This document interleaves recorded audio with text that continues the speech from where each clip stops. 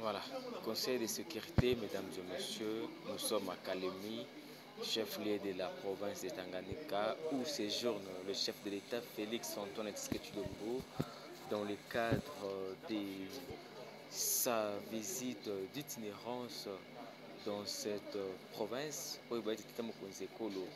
Auti kosala bongo mobange na réunion ya conseil de sécurité pour la ndenge nini ya koinstaurer pe imposer la sécurité na parti oyo ya république, parce que dans ses promesses, parmi les promesses qu'il a eu à tenir, atenaki pour na koloba ete sengeli kimia ezala bongo partage to pe kimia ezala bongo quotidien ya ba congolais nyonso. Kastan Etienne tata mokonzi ekolo a initié to asalaki bongo réunion stratégique ya conseil de sécurité a été représentant ya sécurité bazalaki bongo na kati ya réunion wana, entre autres mwana mboka Tika Peine, généraux ebele bazalaki wana, le vœu PM de l'intérieur, affaire coutumière, maître Jacquemaine Chabani, le patron de l'intérieur, azalaki wana toujours na cadre kaka ya ko superviser misala wana. Tozali awa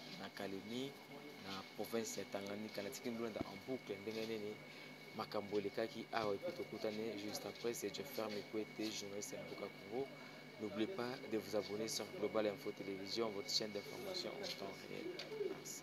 Le président de la République, chef de l'État, commandant suprême des forces armées congolaises, a tenu à avoir autour de sa table tous les responsables des services de sécurité des forces armées congolaises, accompagnés par le gouverneur de la province, pour faire le tour d'horizon de la situation sécuritaire de la province du Tanganyika et de la ville de Kalemi principalement. Donc il a reçu les différents rapports, l'état de lieu sécuritaire, et à cette occasion il a aussi eu l'opportunité de faire des recommandations et de donner des instructions, parce que autour de la table il y avait aussi le vice-premier ministre, ministre de la Défense, et certaines instructions ont été données pour permettre à ce que les différents services se retrouvent des réponses à leurs préoccupations. Donc je crois que nos populations de la province du Tanganyika peuvent être davantage sécurisées au sortir de cette réunion. Au total, 14 jeeps Pempa neuves, un don du chef de l'État Félix Tshisekedi Tshilombo, au profit de la police nationale congolaise et les administrateurs de territoire. Cette dotation à mobilité vient résoudre le problème des délais d'intervention, a dit le lieutenant-général Louboyan Kanchamadjouni, commandant des opérations militaires en Ituri. C'est une grande opportunité pour nous de remercier le commandant suprême, parce qu'il tient pas seulement à l'Ituri, mais aux autres provinces aussi. Mais aujourd'hui, avec cette dotation, je suis sûr qu'un grand problème est résolu, du moins pour la police nationale. Le délai d'intervention. Pour les AT, les administrateurs du territoire, je suis sûr qu'ils pourront non seulement se déporter toutes les localités, mais aussi, chaque fois qu'ils se déplacent, ils pourront se déplacer avec leurs comités locaux. Et aujourd'hui, ils ont des jeeps qui peuvent leur permettre d'aller, n'est-ce pas, là où les besoins se font sentir. Devant le membre des comités provinciaux de sécurité, les gouverneurs militaires a remis le clé des 10 jeeps au commissaire provincial de la police nationale congolaise et 4 autres aux administrateurs des 4 territoires présents en ville de Bunia. 9e, 10e, voilà, votre clé, utilisez ce véhicule en bon père de famille. Ça signifie, sachez les entretenir. Le carburant, il faut avoir un minimum. Ne pas laisser n'importe qui prendre le volant de ces véhicules. Je tiens à vous dire que ces véhicules doivent être tenus en bon père de famille. De mémoire d'officier, j'ai déjà été commandant régent. Je n'ai pas encore vu un jour où la police seule a eu plus de 10 jeeps dans une province. Je ne sais pas, peut-être je me trompe. Signalons que ces véhicules viennent consolider la paix et la tranquillité des populations de la province de l'Ituri en général et en particulier la ville de Bunia et ses environs. D'entrée des jeux, le sous-chef d'état-major en charge des opérations des FARDC a dit toute sa gratitude pour les résultats satisfaisants réalisés par les élèves officiers et stagiaires au test d'évaluation organisé le même dimanche, quelques instants après son arrivée à Kananga. Il les a invités à l'attente de l'ordre de la hiérarchie pour les orientations ou retour à l'unité. La charpente osseuse, les muscles et la peau qui vous couvre appartiennent à l'armée, a déclaré le général-major Chico Chitambwe, qui a pris l'engagement de combattre toutes les antivaleurs. Pour lui, quand les antivaleurs entrent par la porte, l'efficacité de l'armée sort par la fenêtre. Le général-major Chico Chitambwe a par ailleurs promis des sanctions exemplaires de la hiérarchie militaire contre tous les déserteurs et leurs receleurs. Il a été à ce propos complété par le colonel magistrat innocent, auditeur supérieur de l'auditorat militaire de l'ex-Kassai occidental, qui a évoqué quelques dispositions du code pénal militaire sanctionnant les déserteurs, ceux qui les poussent à la désertion et leurs receleurs. Nous sommes une grande armée. Nous devons prendre le devant dans la défense de notre pays, a renchéri ce véritable descendant de Ilunga Mbidi et dont le sang armé circule dans le veine avant de marteler. Il ne suffit pas seulement d'apprendre, il faut toujours revoir ses notes, s'entraîner, regarder l'élan, car vous êtes obligés de pérenniser la formation par les services que vous devez rendre à la nation sous le drapeau. La volonté du commandant suprême, c'est de pacifier notre pays et le plus vite possible. C'est pourquoi il s'est investi lui-même à débourser beaucoup de moyens pour que nous puissions bien faire notre travail. Et pour y arriver, il faudra de l'amour. L'amour d'un militaire envers la patrie ne se déclare pas seulement. Mais l'amour devait se manifester. Il nous faut de preuves d'amour envers notre patrie. Bientôt, vous aurez le droit de décider sur certaines situations. Par vos ordres, vous aurez à tuer, à faire tuer, pour l'intérêt de la nation. Nous sommes une grande nation avec beaucoup de potentialités. Et nous sommes aussi une grande armée. Nos ancêtres ont combattu dans différents pays d'Afrique. Une fois nous étions au Tchad, Togo, nous avons aussi combattu du côté de l'Éthiopie, je pense. Mais aujourd'hui, sur notre propre sol, que nos frères sont malmenés. Ça montre qu'il y a un problème que nous devons résoudre. Notre armée a connu des grands généraux. Ce pays qui a vu naître le général Maïri, le général Molamba, le général Moussa Mabé, c'était des généraux courageux. Moi-même qui vous parle, je suis descendant de Mungabi. C'est-à-dire que le sang qui coule dans mes veines porte la mention militaire.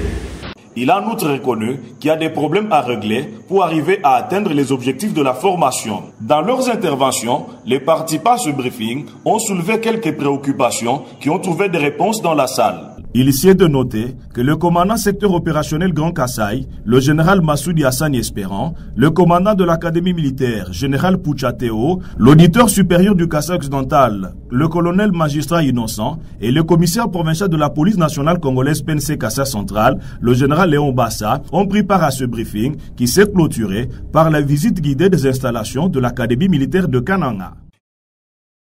Les stagiaires de l'école de guerre de Kinshasa, conduits par leur commandant, le général-major Godefroy Mouland Nawej, sont en mission d'études au Congo central.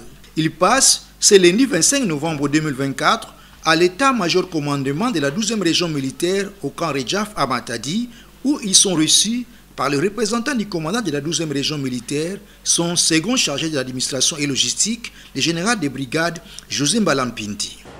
Au nom du commandant 12e région militaire empêché, je me fais le devoir de vous souhaiter la bienvenue dans la province du Congo central qui est notre zone de responsabilité dans le cadre de votre visite d'études. À travers un exposé, le général José Mbalampindi présente la cartographie de la 12e région militaire, la délimitation, les menaces, les missions et l'implantation des unités. Séance marquée par un jeu questions-réponses. Satisfait des explications leur fournies, le commandant de l'école de guerre de Kinshasa adresse ses remerciements par rapport à l'accueil, avant de procéder à la remise d'un cadeau au commandement de la 12e région militaire.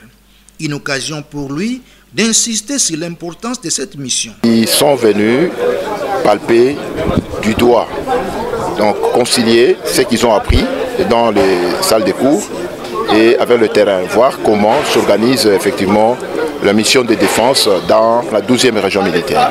Les sites qui sont prévus, nous avons commencé par Bazangungu et les Fateben, et puis nous sommes ici à l'état-major 12e région militaire. Après cela, nous allons visiter le pont Maréchal et nous allons visiter Inga. Nous serons à Boma où nous allons visiter la base navale et puis nous aurons les échanges, visiter aussi les sites historiques de notre République. Après, nous irons à Mwanda, Banana, pour visiter pratiquement notre base navale qui est là.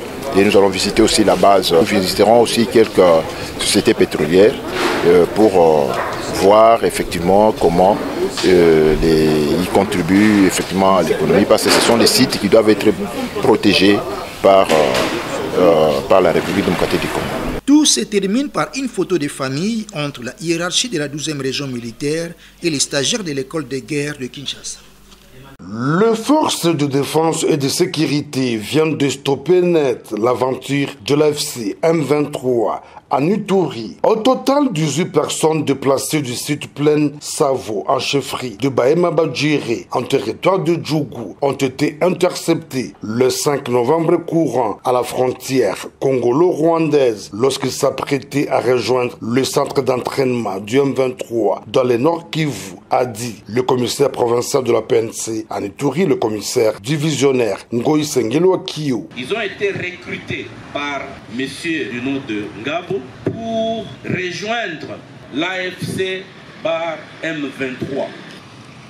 Il faut signaler que dans ces recrutements, l'âge n'est pas observé.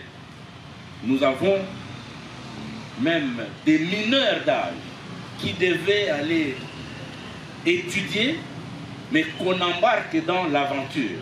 Voilà l'entreprise criminelle pour toujours déstabiliser l'Ituri, déstabiliser la République démocratique du Congo. Cette arrestation confirme davantage la détermination du gouvernement de la République à défendre son intégrité territoriale, indique le gouverneur militaire et commandant des opérations à Ituri. Peuple iturien, je fais appel à vous. L'heure est grave, qu'on ne vous trompe pas.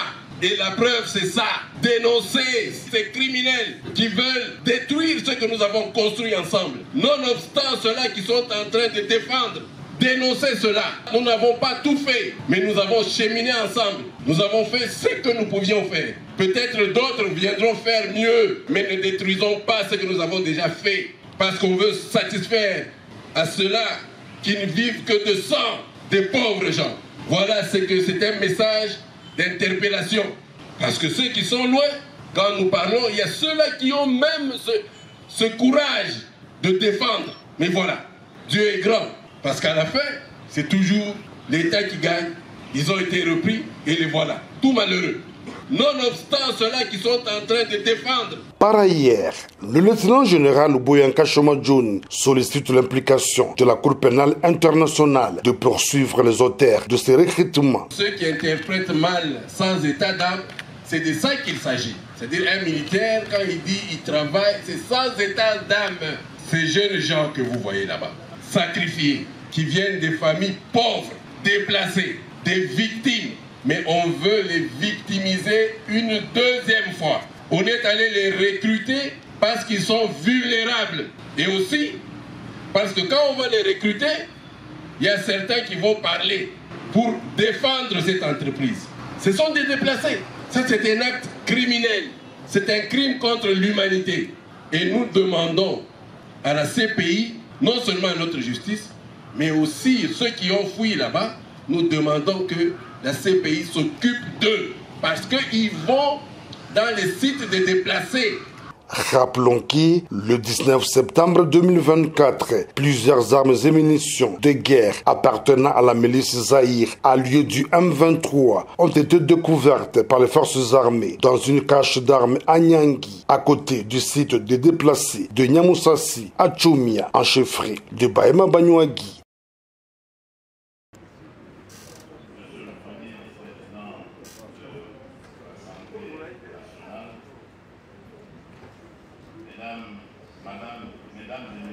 membres du gouvernement, Madame et Messieurs les gouverneurs de province,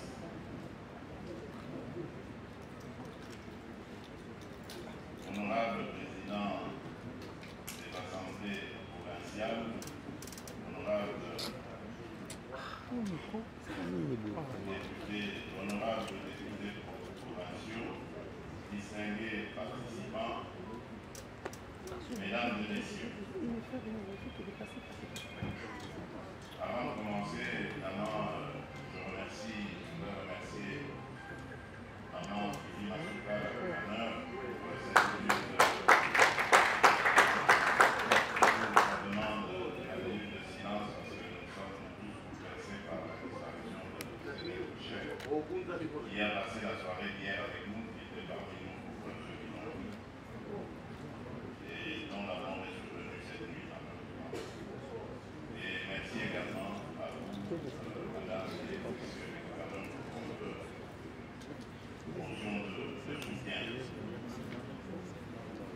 Je suis honoré de présider ce jour d'ouverture de la 11e session de la conférence des gouverneurs de province, ici à Calais, chef-lieu de la province de Cananita, conformément aux dispositions de l'article 200 de notre Constitution et des articles 2, 7 et 10 de la loi organique numéro 08/015 du 7 octobre 2008 portant modalités d'organisation et de fonctionnement de la conférence des gouverneurs de province. Je tiens avant tout à exprimer ma sincère gratitude à l'endroit de la population de cette belle province, capitale mondiale du lithium,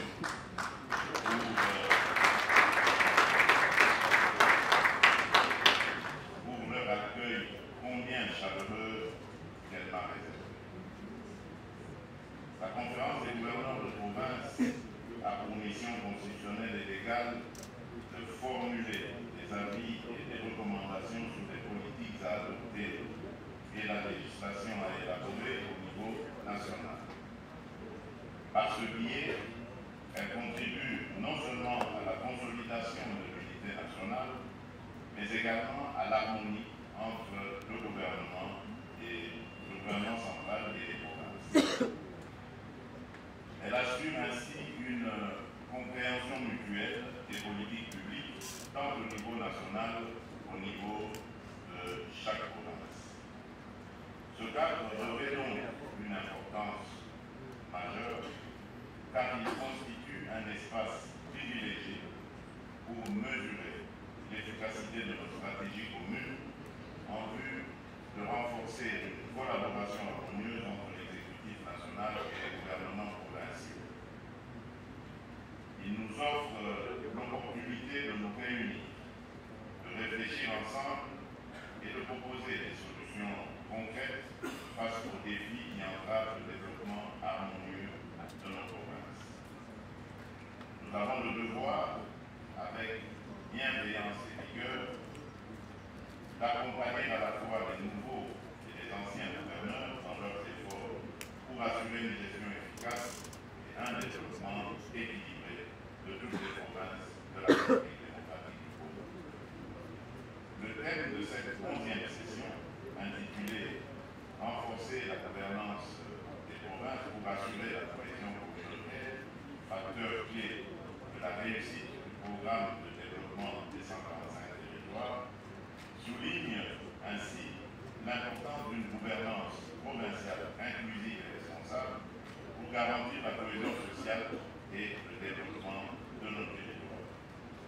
À ce titre, il nous revient à tous, en tant qu'acteurs engagés, de faire preuve de détermination et de collaboration pour accélérer la mise en œuvre des initiatives prévues dans le cadre du PDR 145 territoires. Je considère ce programme comme une opportunité singulière de transformer la réalité socio-économique de l'arrière-pays en apportant des solutions durables et adaptées aux besoins des populations locales. Madame et Messieurs les gouverneurs de province, distingués participants, Mesdames et Messieurs, la question du développement de nos provinces est intrinsèquement liée à celle de la gouvernance. Chaque gouverneur doit véritablement s'engager à instaurer des pratiques qui privilégient la transparence, l'efficacité et le respect.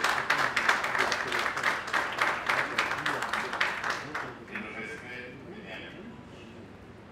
Ce n'est qu'au prix de cet effort que nous pouvons garantir un avenir prometteur pour nos provinces et renforcer le progrès de nos entités territoriales de base. Rappelons que la gouvernance des provinces est encadrée par plusieurs textes législatifs tels que la Constitution de la République, telle que modifiée par la loi numéro 11/002 20 janvier 2011, portant révision de certains articles de la Constitution de la République démocratique Congo du 18 février 2006. La loi numéro 8/012 du 31 juillet 2008 portant principes fondamentaux relatifs à la libre administration des provinces, la loi organique numéro 08/016 du 7 octobre 2008 portant composition, organisation et fonctionnement des entités territoriales décentralisées et leur rapport avec l'État et les provinces, la loi organique numéro 10/011 du 18 mai 2010 portant fixation des subdivisions territoriales à l'intérieur des provinces. Ces lois définissent le cadre légal qui régit les prérogatives et les responsabilités des autorités provinciales et sont supposées favoriser une gouvernance responsable et efficace.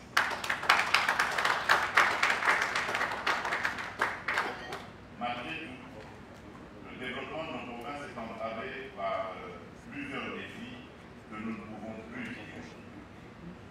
Parmi eux, l'absence de cohésion institutionnelle entre les gouverneurs et les assemblées provinciales qui limite l'efficacité de notre action sur le terrain. Les tensions récurrentes entre ces institutions, combinées à la fragilisation du pouvoir traditionnel, mettent à mal l'unité et la stabilité de nos provinces. À cela s'ajoute une insécurité persistante, source de crise humanitaire et d'instabilité institutionnelle qui affaiblit le fonctionnement des administrations locales. La gestion opaque des ressources et une allocation inadéquate des budgets d'investissement freine également la croissance de nos territoires.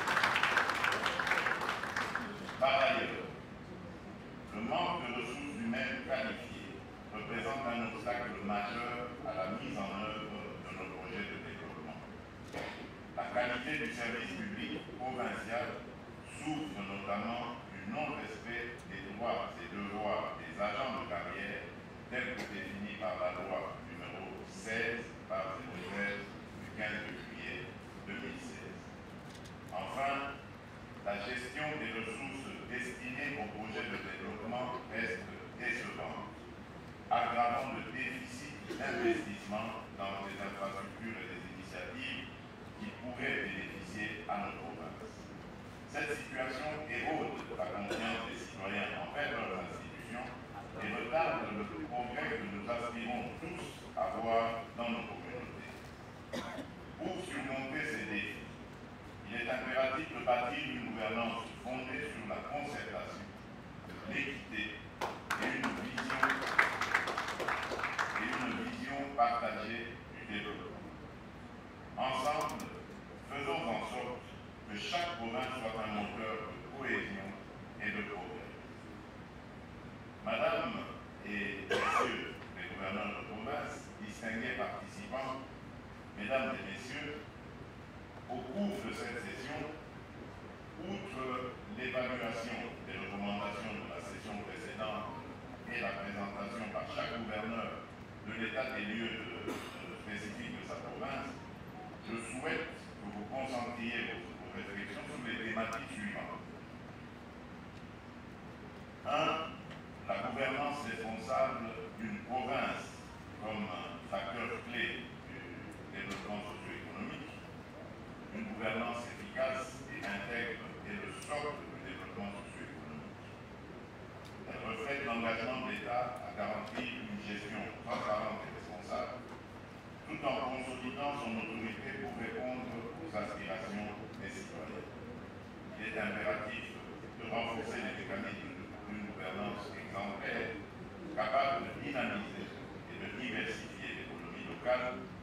d'améliorer durablement les conditions de vie de nos concitoyens. 2. La gestion autonome et efficace des recettes pour les entités territoriales décentralisées des ETI. Les entités territoriales décentralisées sont appelées à devenir de véritables moteurs du développement local. Pour cela, leur autonomie financière et leur capacité de gestion doivent être substantiellement renforcées afin qu'elles puissent maximiser leur impact sur les communautés qu'elles servent. Quelle stratégie devons-nous mettre en œuvre pour leur permettre de gérer leurs ressources de manière optimale tout en garantissant une reddition des comptes rigoureuse comme levier de développement? Un contrôle régulier, rigoureux et constructif des actions des gouverneurs et des institutions provinciales est essentiel pour garantir la transparence et obtenir des résultats concrets. Pour cela, il est crucial de renforcer les mécanismes de supervision afin d'assurer que chaque action entreprise soit en parfaite adéquation avec les objectifs nationaux de développement. Il est tout aussi essentiel d'impliquer activement les citoyens dans le suivi de l'action publique.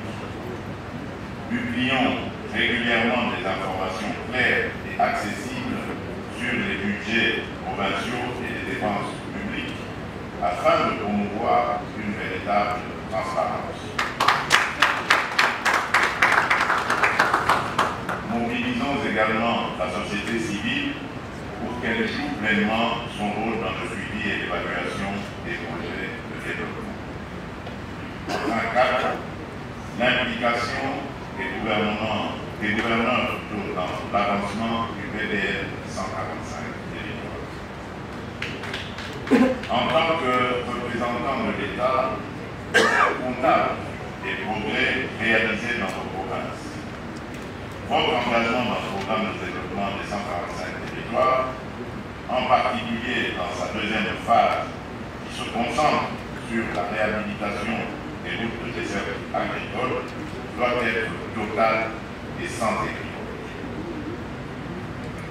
Madame et messieurs les gouverneurs de province, distingués participants, mesdames et messieurs, cette conférence est une occasion privilégiée pour réaffirmer les 6 engagements que j'ai pris lors de mon investiture le 20 janvier 2024 pour ce second mandat en tant que président de la République démocratique du Congo.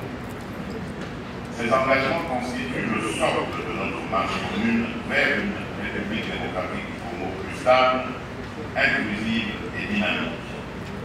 Ils s'articulent autour de 6 priorités essentielles, à savoir la création de plus d'emplois, la protection et la stabilisation du pouvoir d'achat, la sécurisation du territoire national, la diversification de l'économie, la garantie de l'accès aux services sociaux de base et le renforcement de l'efficacité de l'administration.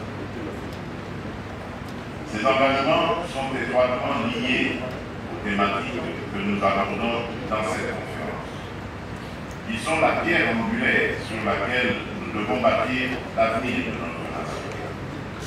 Pour leur réalisation, votre rôle est capital. Vous, les gouverneurs et responsables provinciaux, êtes les piliers sur lesquels repose la mise en œuvre de nos politiques de développement. Une gouvernance responsable, transparente et efficace est essentielle pour bâtir une République démocratique du Congo prospère et forte. C'est ainsi que dès mon accession à la magistrature suprême, j'ai reconnu la nécessité impérieuse d'assainir l'environnement des affaires et de promouvoir un entrepreneuriat dynamique. Ce n'est pas une simple aspiration, mais une priorité stratégique pour transformer notre potentiel en opportunités concrètes, générer de la richesse et créer des emplois au bénéfice de tous les Congolais. Ces objectif exige une implication déterminée et un effort collectif à chaque niveau de responsabilité.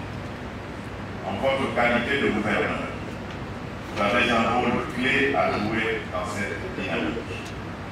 Vous devez veiller à la mise en œuvre effective des réformes nationales sur le climat des affaires dans vos provinces, en parfaite adéquation avec vos réalités locales, afin que chaque citoyen et opérateur économique en ressente des effets concrets. Cela passe par un suivi rigoureux et régulier pour garantir que ces réformes produisent des résultats attendus. Par ailleurs, dans les domaines relevant de vos compétences exclusives, il est impératif d'éviter toute mesure susceptible de nuire à l'attractivité et à la stabilité de notre environnement des affaires. Chaque action doit viser à renforcer la confiance des investisseurs et à promouvoir une croissance inclusive et durable. Je vous exhorte à considérer cette mission comme une responsabilité partagée, inscrite dans un engagement fort pour le développement économique de notre pays. Ensemble, alignons nos efforts pour offrir à chaque Congolais un avenir plus prometteur et faire de la République démocratique du Congo un pôle d'excellence économique en Afrique. Enfin, dans le cadre des évaluations périodiques qui serviront désormais de référence à votre gestion, je vous invite à explorer la possibilité d'impliquer davantage l'expertise de l'inspection générale de la territoriale, l'IGTRF, pour réaliser des audits. Cela permettra d'améliorer la gouvernance territoriale et de favoriser le développement à la base. Ainsi, chaque gouverneur pourra désormais être évalué sur des indicateurs concrets, notamment le nombre de projets d'investissement effectivement réalisés dans sa province. Il sera également essentiel d'évaluer la réduction des conflits de pouvoir coutumiers et communautaires. Ces évaluations seront non seulement un outil de suivi, mais également un levier pour inciter à la mobilisation des ressources et à la mise en œuvre des solutions adaptées aux besoins des communautés locales.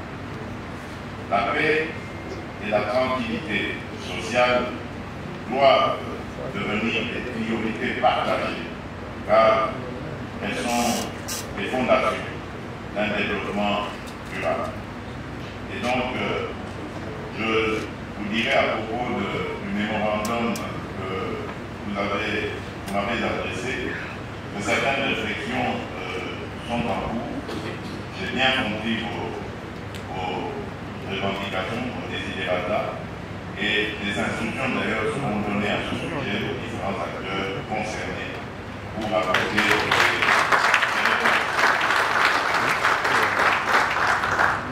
à vous donc, madame et messieurs les gouverneurs, acteurs clés du développement de notre pays, à vous, disais donc, revient la responsabilité d'ancrer cet élan d'émergence au cœur de notre province. Votre rôle est pivot, votre mission essentielle. Jouez pleinement votre partition avec discipline, rigueur et détermination. L'histoire retiendra votre engagement et la nation congolaise tout entière vous en sera reconnaissante. Sur ce, je déclare ouverte la 11e session de la conférence des gouverneurs de province. Que Dieu bénisse la République démocratique du Congo et son peuple. Je vous remercie.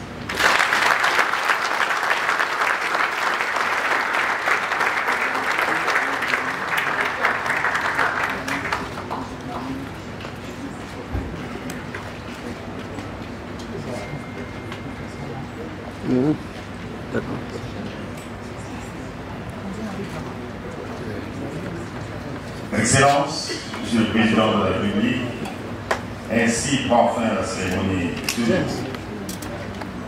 Le prions l'assistance de se lever pour saluer les États de son Excellence, M. le Président de la République. Et